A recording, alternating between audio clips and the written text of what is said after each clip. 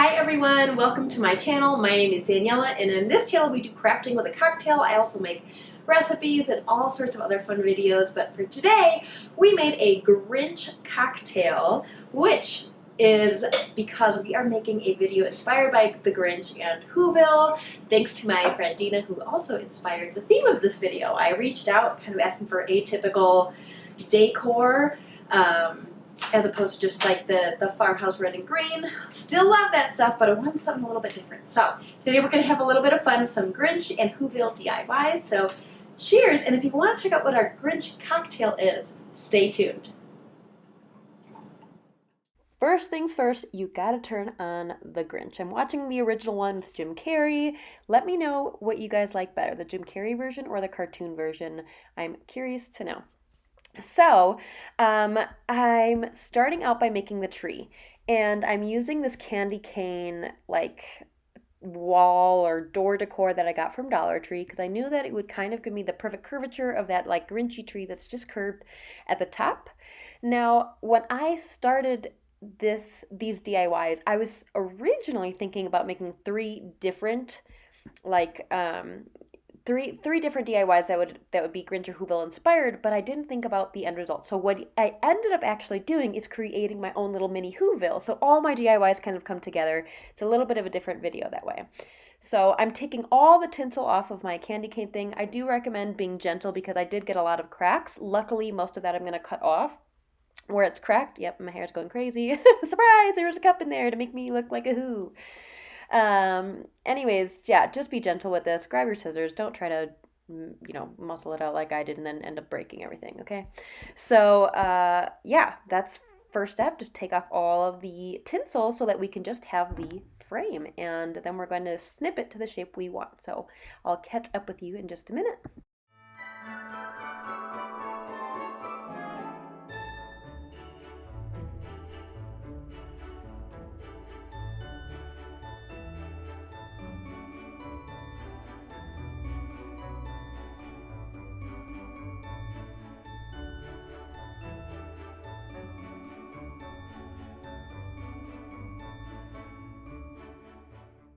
If you don't like messing around with glitter or tinsel, super good pro tip is to have one of these little ladybug vacuums. It helps clean all of it up. I'll leave that linked for you down below, but seriously, I didn't have to scoop up a bunch of tinsel off the ground and off the table because I used that. So now I'm, cheersing from my Grinch drink that you guys will see how to make after the tree is done. But I'm going to start kind of shaping this form the way I want it to be. And so, like I said, the Grinch tree has kind of like a curve at the very top. It's kind of like, I don't know, wilting over or whatever. But anyways, I loved this candy cane form because it already has that natural curve. I wouldn't have to use wire or anything to create it. So I'm kind of just tapering down to a single point where I'm cutting off some of these edges, not edges, but it's cutting off some of this plastic part so that it gradually comes down to a point. I don't know how else to describe that other than like the outer edge is going to be the shortest, or the outer pieces are going to be the shortest, the inner ones are going to be a little bit longer, and then of course that middle one is going to be the longest because that's going to be the tip of my tree. Here I snapped it and broke, like I said, be gentle. So I ended up needing to have a new tip of my tree. But yeah, I'm just using a wire cutter, which worked really well to just cut off these pieces and create the shape that I wanted. Once that was good to go, I realized I didn't know how this was going to stand up on its own, and to be honest, I do end up leaning it in the final reveal picture. It can stand up on its own, but it's a little finicky, okay? So I'm using some Dollar Tree tumbling tower blocks or Jenga blocks, and I'm just hot gluing them together. I've got one horizontal and then one sitting on its side to make somewhat of it looks kind of like a little tiny bench, which I think would be cute if you made tiny furniture. But I'm creating essentially this L shape. I just glued those together. Then I'm going to throw some hot glue on there and put my frame up against it. I did have to kind of, work with it a little bit to make sure it was actually going to stand and what angle it's at. It's not as easy as you just press it and it's good to go. So it did take a little bit of patience, but it's worth it because, then it can stand. It's not going to have to absolutely rely on a wall in the background. if I needed it to. So yeah, take your time with this, figure out how to make it nice and balanced. Another tip could be also to add a third Jenga block on the back that's also horizontal, like the base of the quote unquote bench. Putting one back there I think would also help it stand up straight. Luckily I was able to work it out so that it stood up straight anyhow. Also keep in mind that it will have stuff on it, which may weight it even more and may also make it difficult for it to stand. So trying to really stabilize it is huge here. Now I'm taking some more tinsel. Yeah, right? Take off the tinsel, add more tinsel, whatever, who cares? Anyways, I got this like white and iridescent. You can't really see it here, but it does have like an iridescent kind of look to it. These tinsel strands at Dollar Tree. I bought 2 of them. And I'm just going to hot glue and wrap around my candy cane or a tree form, and just hot gluing as I go. I originally started by hot gluing every single time I turned it, and then I was like, this is taking forever. So then I kind of get the hang of it and realize, you know what, it's going to get caught on there anyways. It's fine. I'll just hot glue it once in a while when there's like an actual area to hot glue instead of just the tiny little bits and pieces in between where there are some plastic or whatever. So don't feel the need to glue every time you take a turn, okay? Then I'm just gonna fill this whole thing up. The base of it takes one entire strand of tinsel, and then I'll show you what we're gonna do with the second one.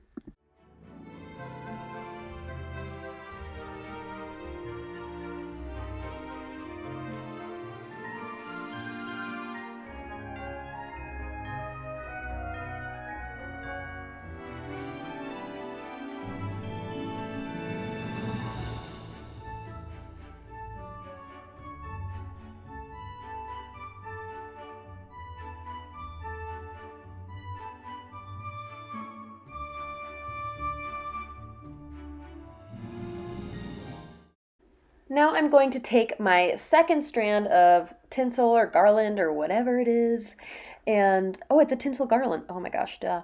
Anyways, I'm just fluffing out the bottom so that it looks more tree shaped, wider at the bottom, pointier at the top, or thinner at the top.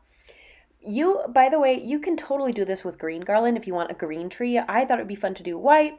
I also, like I said, this was inspired by one of my friends, and she had sent me a picture of this really fun, like, candy tree, and it was on a white tree. And so, anyways, I got inspired, and I thought it would be really fun, and I really love how it turned out. But if white's not your thing, totally do a green tree. No big deal.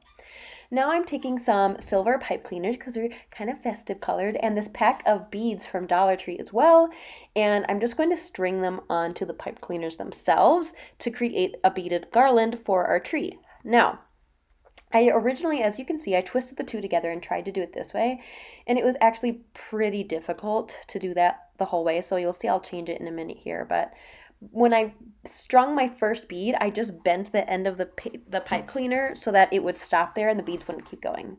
I love using pipe cleaners for beads because they don't slip off. I actually use this a lot for when I work with kids too and they make bracelets, because then their beads aren't flying all over the place. They're staying put on the pipe cleaner. Plus, like I said, the silver is kind of fun and festive. So as you can see, I took them apart again, and now I'm just going to do one pipe cleaner at a time, and then when I get to the crossing point of where they connect, I will connect them at that time and do my best to gently kind of finesse some beads on there in the in-between area.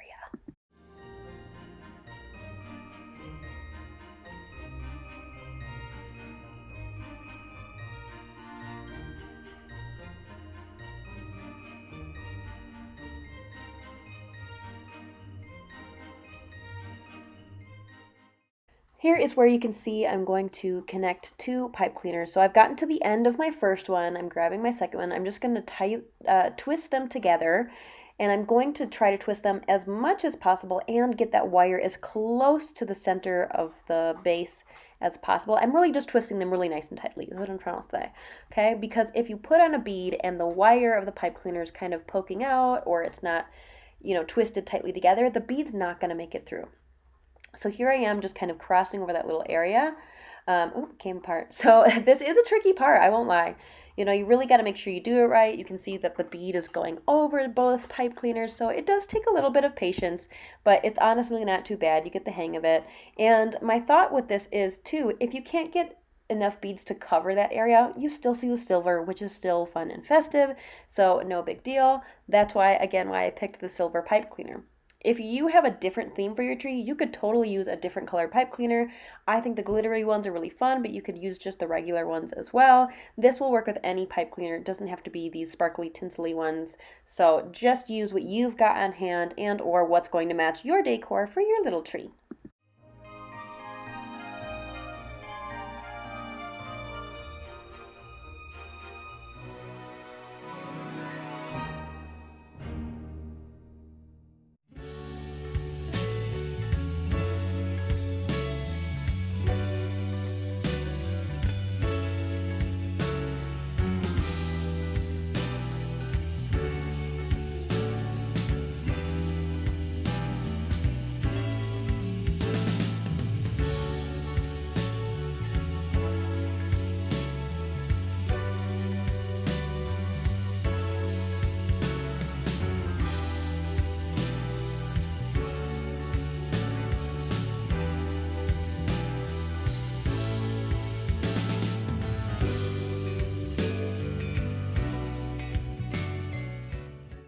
In the end, I used 3 pipe cleaners in total, and then I'm going to decorate my tree. So when I do this, I'm actually just gonna wave it back and forth, or like, I'm not taking this and going all the way around the tree, because I would need way more pipe cleaners and beads for that.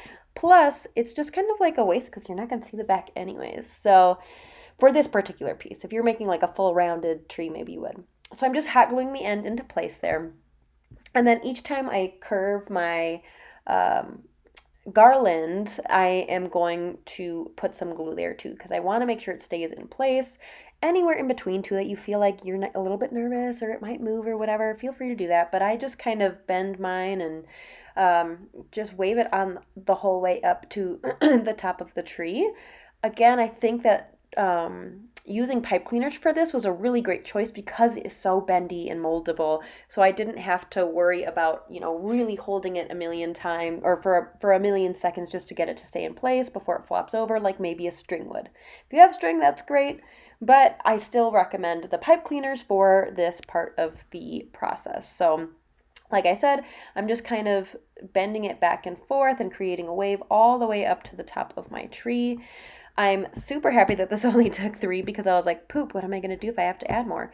And so luckily I did have a bit of a tail, and the beads didn't quite reach the top of the tree, so I made sure to fill it up and just add a few extra beads, and then same as the bottom, I just bend my pipe cleaner a teeny tiny bit at the very top so that the beads don't fall off or can't just be yanked off as easily.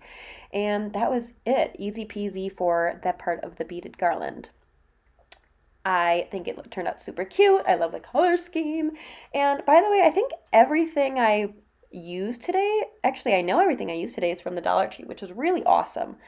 A really affordable project and such a cute little scene to put out for Christmas time. So now I'm grabbing some Christmas lollipops that I bought there too, and I'm just hot gluing them straight onto my tree.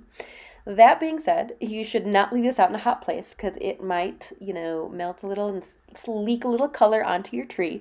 So just be conscious of that. But yeah, I am just hot gluing them straight on there. I wanted this to be a really fun, different type of tree. It may not be super Grinch traditional or Whoville traditional, but I think it got the same type of vibe as Whoville. And that's what I like about it. I think it's really, really fun here. So while I'm decorating here, I use lots of different items. I've got these little like confetti ball, like vase filler type of things. I've got candy, I've got the garland, and then at the end, I attach a little jingle bell to the little curved top of our tree. So I just thought I would show you here step by step how I am decorating it, but you can use whatever you have. If you've got tiny little ornaments, that would work. That's why I'm using this vase filler. I did buy ornaments, but they were a little bit too big for my tree, which might not be a bad thing if you're doing a Grinch tree. It's kind of wonky anyways, but just get creative with it and decorate it however fits your needs and your decor.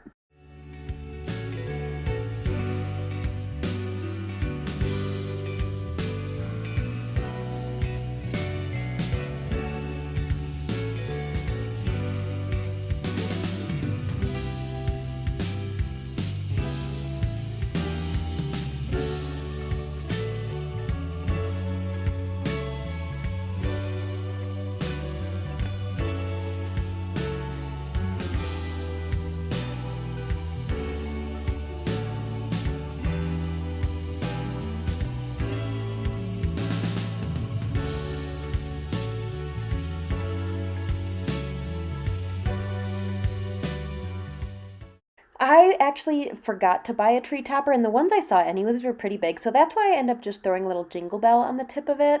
But this is how our tree turned out, and I'm really excited. I really love the way it turned out, and I can't wait to see you. This is a little sneak peek of the whole village, okay? I can't wait to show you the whole thing. My hair. Whoa. All right, let's check out what today's drink is. Well, it's the Grinch cocktail, but let's see how we made it. By the way, this is a custom made glass I decorated in last year's Christmas videos. I will link that down below for you. Super cool nail polish marbling and some Cricut kind of stuff going on here. The drink itself is green, and then there's a little cherry in the bottom, so let's jump right into that. So this cocktail involves Midori, which is a melon liqueur, clear or white rum, a lemon lime drink of your choice, and cherry. So I actually found this recipe online. I literally just Googled like Grinch cocktail or something, and I picked one of them. There's a few out there, guys. But yeah, so I will have the recipe linked down for you below because this is not an original recipe.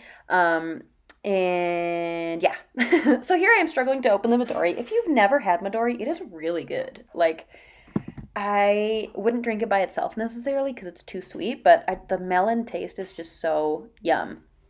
So you're going to put 1.5 ounces of Midori, which is about a shot glass worth, and then 1 ounce of rum, which would be, like 3/4 of a shot glass or something.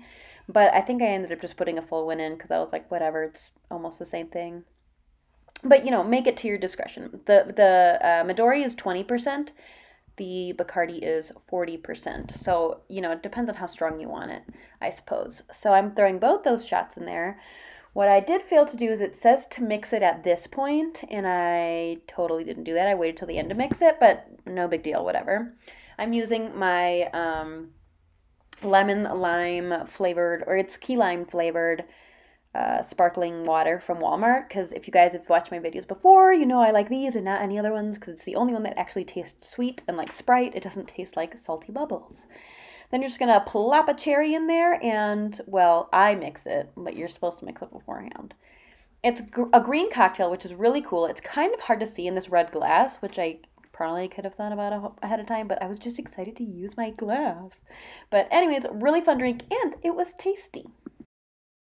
Back to the crafts. So now I'm going to give a little bit of a paint job to some of these little Dollar Tree houses, which are actually pretty cool. On the bottom, you can put in a little battery-operated tea light and light them up. I don't have any with me, so I don't have any. I can't show an example of that, but I think that aspect is really cool. So I wanted more wonky colors. I think that red and green, I think it's a toy shop. I think that one's perfect, but the other ones were not the right color scheme for me, so I mixed some red and white to make pink, and I'm just doing like a really loose paint job of it because I kind of like the underlayer to peek through a little bit just for some depth, but you can do this as precisely or not as you want. I got a little bit sloppy with mine because I was also getting sloppy at this point, but anyways, just make it however you want, and you can totally customize the colors of the buildings that you want. I have seen some people repaint these beautifully. I mean, down to every single little doorknob and everything else in between. So, yeah, add as much or as little detail as you want. I just knew that I needed them to be more fun colors to really get that kind of Whoville vibe. I will say, I was a little lazy and I didn't paint like the backs of them. But I'm like, you know what? You're not going to see it, whatever. Guys, I'm a lazy painter. I mean, I know that some people come here because they enjoy my painting, but, like, I'm pretty lazy about it. And then I take this little church and I paint it turquoise, which I thought would be another fun Whoville type of color. And like I said, just customize the way you want. Once I'm done with these, I do try to add a bit of a snowy touch, which is kind of a hot mess, but we did our best. That's all you can do, right?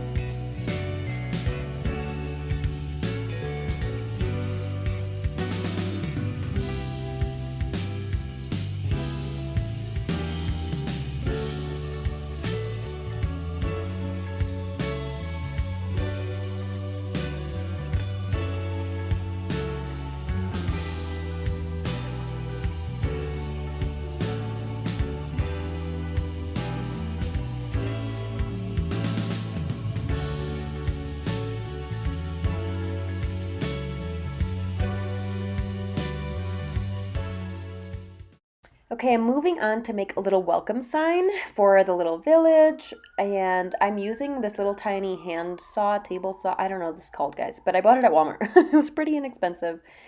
It is difficult for me to hold this down. This is a painting stir stick, by the way. You can just buy a pack of them at whatever, Walmart, Home Depot, doesn't matter. Um, I probably should have had my honey hold this down for me because I really struggled to hold it and cut at the same time, but we get there eventually, and that's what matters, right? I mean, how many times have you seen me do different techniques here already? Like three or four. It was a struggle bus, okay? But basically, I just cut off a piece of this at, gosh, I don't know, 3 or 4 inches long. Actually tells me right there, it's 3.5 inches long. Perfect. Because there's a ruler on one side. I couldn't find my sandpaper. I do recommend sanding the edge, but I couldn't find it at the time, so I'm just kind of snipping off any of the rough bits on the end of it. Now, I want this to look more of a deep wooden color, so I'm going to use a kind of cheater staining technique, which you may have seen on other videos of mine and other people's channels.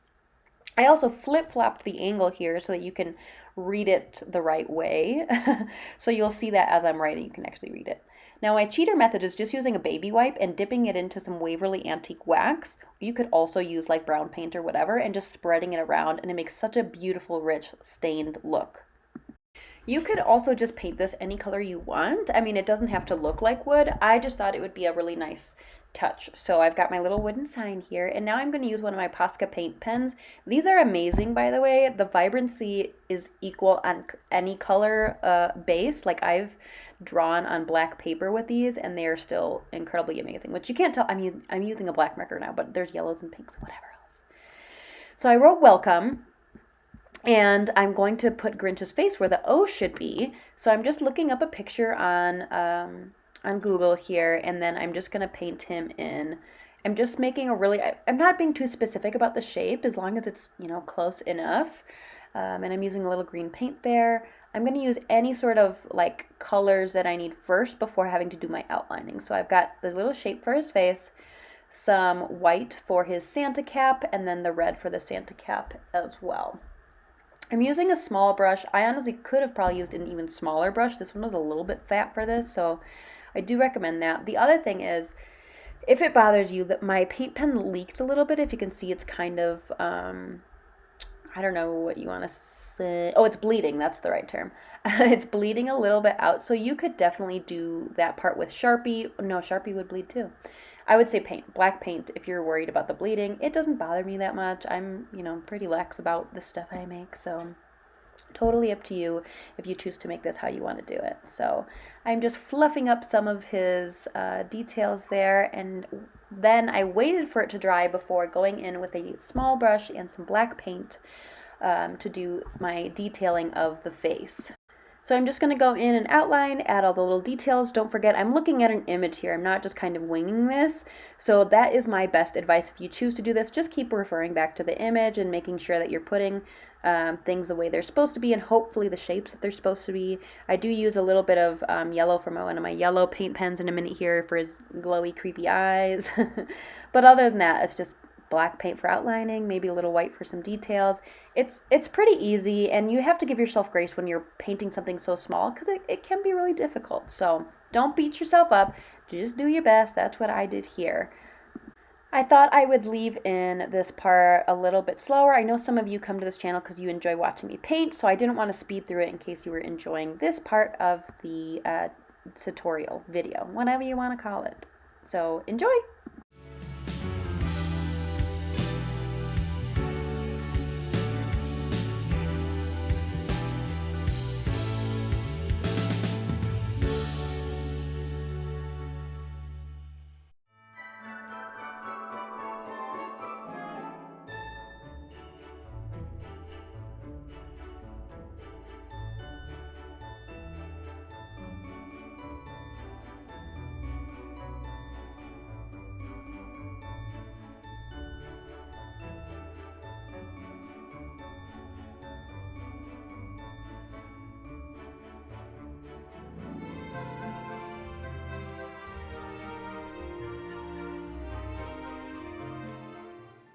As you can see here, I'm finishing it off with a few white polka dots to make it look a little bit snowy. I did have a little smudge accident in the top left corner way before I started painting. I didn't really know how to remove that, to be honest with you. So it's still there. I did end up putting one little snowflake polka dot over it later, but you know, I'm just trying to enjoy it without being too hard on myself. So I also add a little bit of a highlight on the Grinch's eyes, which ends up being too big of a highlight. So we go back over with some black paint. Like I said, give yourself some grace. It's really hard painting really tiny. So just work your best at it. And not quite yet, but we will build the base or add a post and build a base to this sign a little later in the video. Hi guys, it's the morning. The Grinch cocktails got the best of me, so let's continue our crafting. And yeah, also, though I'm aware I did kind of a sloppy job with my painting, it's also because, you know, I really love when people do these transformations of these little houses, and I think it's amazing. I, for one, don't have the patience for them. So, though they look like poop, I'm going to try to make them look a little better, but I'm still not going to paint every single detail, because that's just not my style. But if you're really inspired, that would be really cool to do like a full transformation if that's of interest to you. So let's keep going. Okay, so this is where we are making our little post. I am just using a popsicle stick and snipping off to make a flat end. By the way, this ends up being way too tall. Also, scissors worked better than my wire cutters. Not sure how that makes sense, but I guess it does. We'll get to that later. I'm going to use the same technique here, a little baby wipe, or a baby wipe with a little bit of antique wax on it, and I'm just going to rub it onto my popsicle stick. I wanted them to match and go along together. I do, like I said, I do end up having to snip it later because my welcome sign is like taller than the whole village. So, yeah, something to think about ahead of time, I guess, but it was as easy as just snipping off the bottom, no big deal. Now I'm trying to jazz up my little houses and buildings just by adding some more fake snow and just paying more attention to where I'm placing my white snow, because I noticed beforehand that it wasn't like, I don't know, it just wasn't placed as good as it could have been, I guess. I'm also just realizing now that the left side of this church is not turquoise on the bottom, so that's interesting. Anyways, yeah, just trying to make it look a little more snowy on all of my buildings.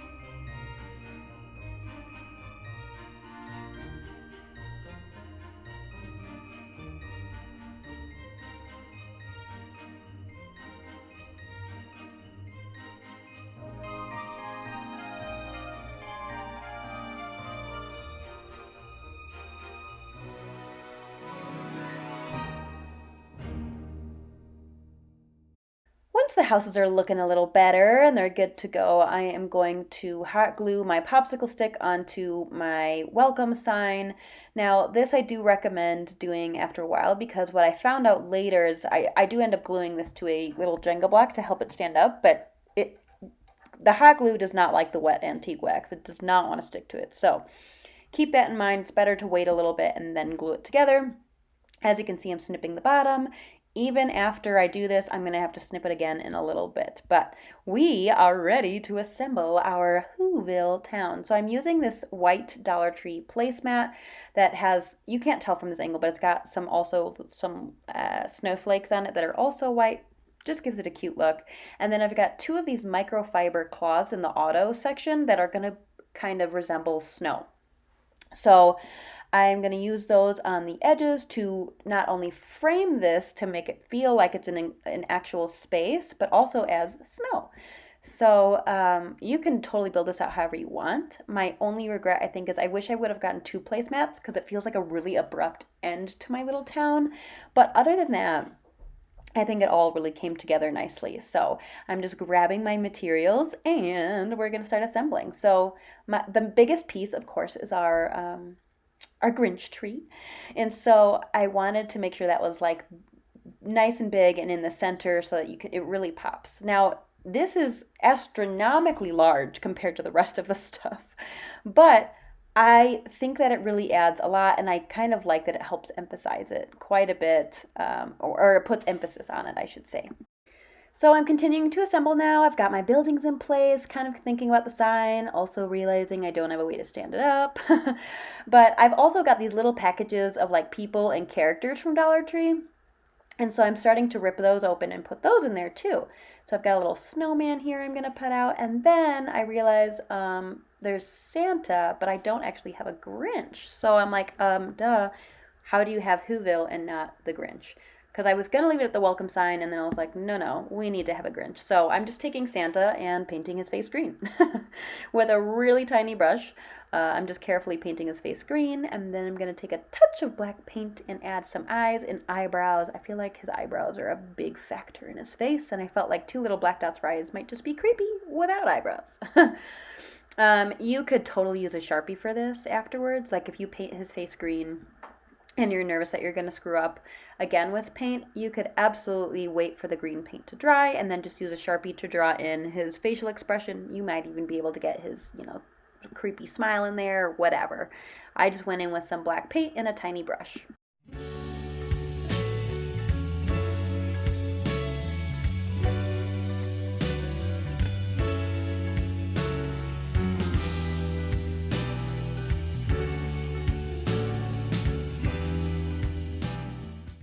Okay, so here's where I'm like, yeah, I should have figured this out ahead of time. So my little Jenga block there is stained, same way as I did the popsicle stick and the sign, and I'm just hot gluing it on there.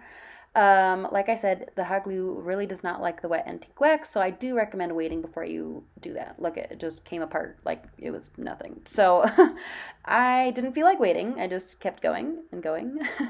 And so what you're going to see here is I'm just putting it together, and then, do I snip it one more time? I don't remember. Yeah, I totally snip it one time. Look how ginormous it is. It's as tall as the buildings.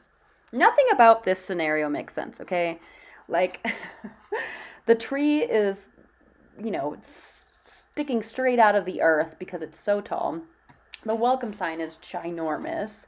In a minute, you'll see I have some teeny tiny bottle brush trees that are smaller than the humans. I mean, it doesn't make sense, but on the bright side, it all looks really, really cute together, and I guess that's what matters.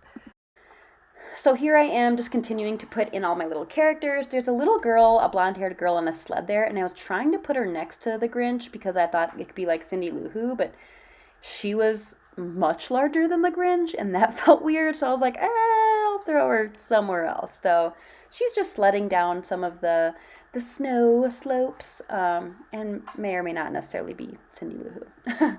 So basically I'm just putzing here, placing things, seeing where I want it. And again, you can adjust this however you want.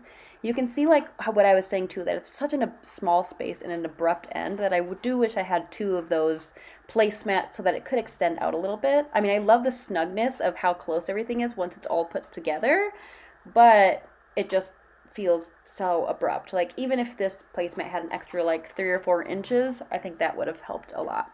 But basically, yeah, just playing with the placement here, and of course you can adapt this however you want.